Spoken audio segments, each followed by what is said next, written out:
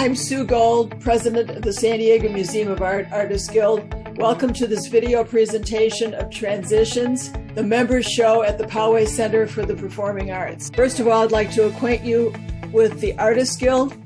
We are a group of professional artists who are working to exhibit and sell our work. A portion of all sales will go to the San Diego Museum of Art. Our artists use all manner of 2D and 3D media. Poway Center for the Performing Arts does not have the availability to show 3D works, so sculpture is not included in this particular show. If you'd like to see more of these artists' work or all of the sculptors in our organization, go to sdmaag.org/member list. Here I am showing you some of the sculpture that our members have done. Our members are listed alphabetically. Click on the artist's name to see their profile and photo albums. The Artists Guild is a support council of the San Diego Museum of Art. In fact, we are the oldest support council of the museum. We were established in 1915. We are over 100 years old, and we will soon be publishing a book about our centennial. The Artists Guild strengthens the bond between the museum and the artist community and brings original artwork by local artists to the attention of patrons for sale and for purchase. Now, on to the show. Here is Robin Douglas, our juror, walking through the exhibit.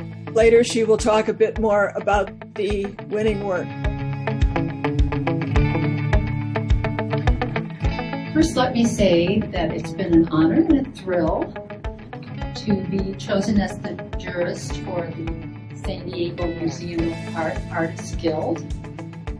The work has been outstanding. It's been very difficult to choose these pieces. I would have chosen a lot more. You can see the artist's intent, their content, their skill, and the creativity in many ways. Albert Einstein quote is, "Knowledge is finite, creativity is infinite."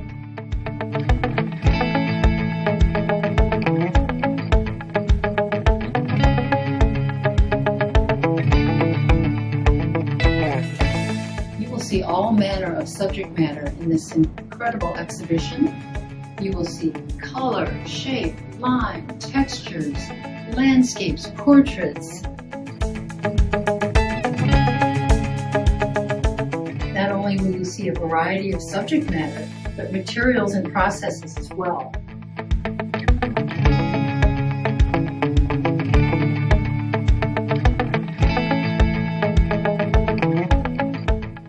Some very three-dimensional assemblage work, some deep space, a lot of moving focus,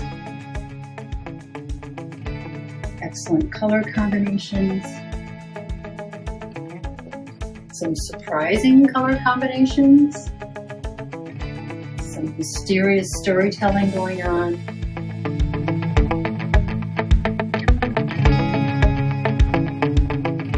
The beauty of outer landscapes and inner landscapes.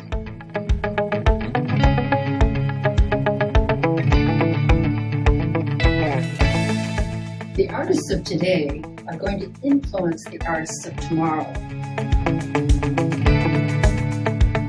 The thrust of our creativity, you'll never know where that influence will end.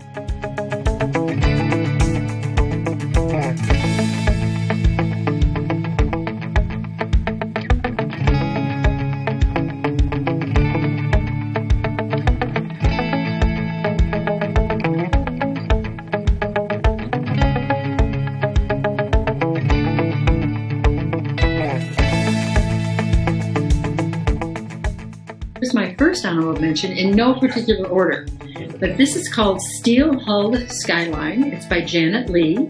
I think it's a very brave composition. It's kind of a fisheye composition. It's circular in nature, so the viewer looks around the composition and the edges become the focal point. The edges, not the center so much. And the craftsmanship is incredible. The next honorable mention I'd like to talk about is by Larry Richardson. The Angel of Light, he calls it, and it's mixed media. It has a strength and a power and energy. It's got a great mood. The black and blue colors are very dramatic. The spontaneous brush strokes show a lot of finesse that he really knows that brush. And it creates quite an impact. It too tells a story. It could be a goddess, a leader, what culture, what time period. Is it timeless? I really appreciated that one. The next one I'd like to talk about is Betty Hageman, her pods and spines. I love to see this in person. It's very small, it's precious, it's got a mysterious message. It demands closer scrutiny as to what really you're looking at. It's iconic, it's ritualistic. It draws you in, making these natural objects so precious. It's really a lot of fun to see. Your eye continues to go through all those squares. Anyway, the last honorable mention I'd like to mention is by True Rines. It's called Not Day, Not Night. It's acrylic on canvas, and it is a hard edge painting. It has the most impressive craftsmanship, and it's total abstraction. It's kind of what is that, an homage to Joseph Albers, perhaps? I'd like to talk to the artist about that. But he has these subtle shadows and shapes that create this three-dimensional space. It's crisp, it's clean. The lines go along through several squares, multiple directions. Your eye keeps moving around the entire composition. Is it overlapping? Is it stacked? What is it? Creates a lot of movement. Now I would like to go through the winners. And I'll start with number 3. So the third place winner in my mind, Margaret Lartham. It's called Passing Through. It makes the ordinary extraordinary, like I've mentioned before. Unexpected colors and a unique perspective. It's illuminating the canvas with those colors. You really feel that energy of those emanating colors. And it's inviting you into an electrified landscape. You think of a landscape or, a city corner with those power lines. You see those every day, how many times a day? But Margaret has really created a unique perspective with those colors. You can't really stop looking at it. So that's number 3. Congratulations, Margaret. Number 2 would be by Steve Harlow. It's called 15 Park Row. And you are absorbed or ushered into this painting. It invites you into this environment. It leads you down this path. It's the deep perspective with the vertical location, the atmospheric perspective. There's a little bit of linear perspective, perhaps. It's just enough mystery to ask you why. Why this path and what's beyond it. And also his unique handling of the paint. You can tell he really has a lot of finesse. It's, harkens back to what? Paul Signac, Pissarro, even a little bit of Seurat as well. So congratulations to Steve.